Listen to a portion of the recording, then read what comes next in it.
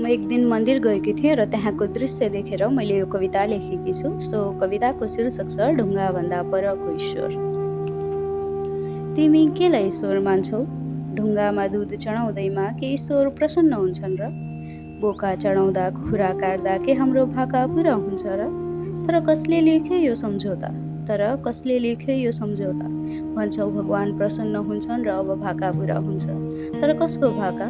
ईश्वरको कि हाम्रो डरले बनाएको भगवानको? यदि ईश्वर न्यायका प्रतीक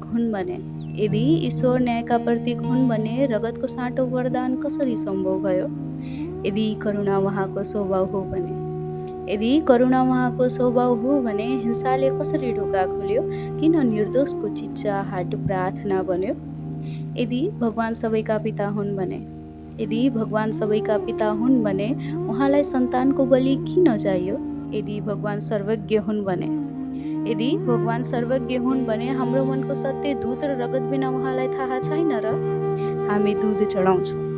हामी दूध चढाउँछौँ तर मनमा विकार राख्छौँ। हामी फूल चढाउँछौँ तर अहङ्कार फुलिरहेको छ। हामी घन्टी बजाउँछौँ तर अन्तःकरण सुतिरहेको छ। के यही हो पूजा? हामी धर्मलाई व्यापार बनाइरहेका छौँ र परमात्मालाई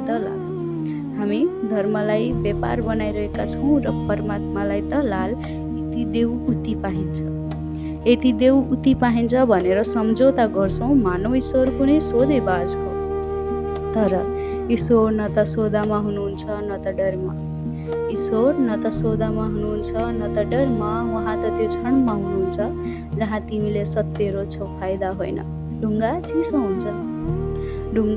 हुन्छ, ईश्वर त स्पन्दन हो। ढुङ्गाले सुन्दैन, ईश्वर त अनुभूति हो। ईश्वर मन्त्रमा होइन मनको मौनतामा भेटिन्छन्। सायद हामी ढुङ्गालाई समातेर ईश्वर खोजिरहेका छौँ, तर आफूभित्रको चेतनालाई किन छोडिरहेका छौँ? सायद हामी कर्मभन्दा सजिलो सम्झौता खोजिरहेका छौँ। म यो भन्दिनँ दुध नचढाऊ, म यो भन्दिनँ परम्परा तोड। म केवल यति भन्न चाहन्छु, पूजासँगै चेतना पनि बढाऊ, मन्त्रसँगै मानवता र भाकासँगै जिम्मेवारी ल्याऊ।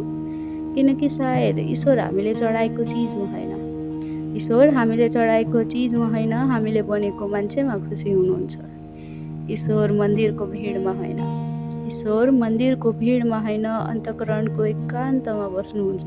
उहाँलाई दुध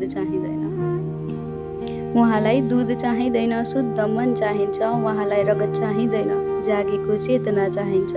त्यसैले ढुङ्गामा होइन आफूभित्र हेर्न सिक। किनकि ढुङ्गाभन्दा पर एउटा ईश्वर छ जो तिमी भन्न खोज्दैछ। ढुङ्गा त केवल बाटो हो, यात्रा त भित्र रहेछ। ईश्वर भेट्नु अघि आफू बन्नुपर्ने रहेछ। ढुङ्गाभन्दा पर एउटा ईश्वर छ जो तिमी भन्न खोज्दैछ।